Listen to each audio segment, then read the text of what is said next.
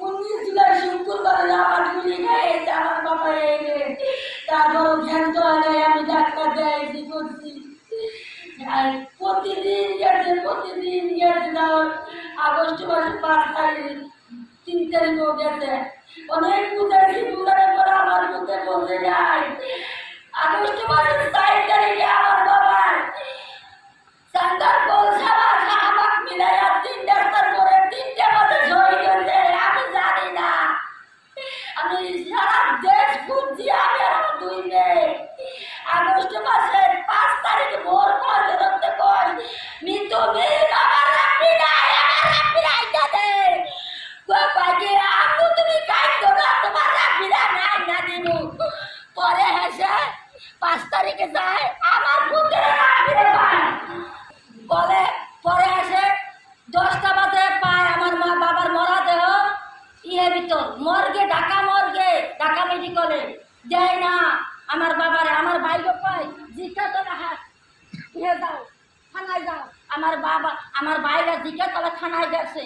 যাওয়ার পরে পুলিশে বাইকুলা দিছে, আমার বাইকে ধাক্কা দিয়ে বাইকুলা দিছে, কাছে আমার রাব্বিরে বাইক করছে 4টা বাজে, ছাত্র আন্দোলন করে বাইক করছে আমার রাব্বিরে 4টা বাজে, ছাত্র আন্দোলন করে বাইক করিয়া ছাত্ররা বাইক করছে। পরে আসে ওরা 2 বোনে নিচে, 2 বোনের কাঁধে ভাইয়ের মরা দেহ, ছোট ভাইয়ের মরা দেহ, বিধির বিধান কোথাও দেখছেন আপনারা?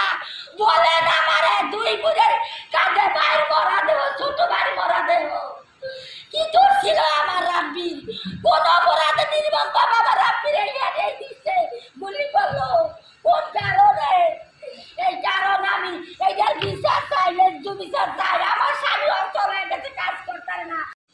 এই আন্দোলনটার মানে কি এটা আমি জানতাম না, তবে আমি আন্দোলনের প্রস্তুতি হই যখন দেখি ঢাকাতে বিভিন্ন জেলায় অনেক ধরনের আক্রমণ হচ্ছে এবং আমার চোখ নষ্ট করে দিলেন, ফিউচার নষ্ট করে দিলেন, এখন চিকিৎসা করবো সেটাও করতে দিবেন না।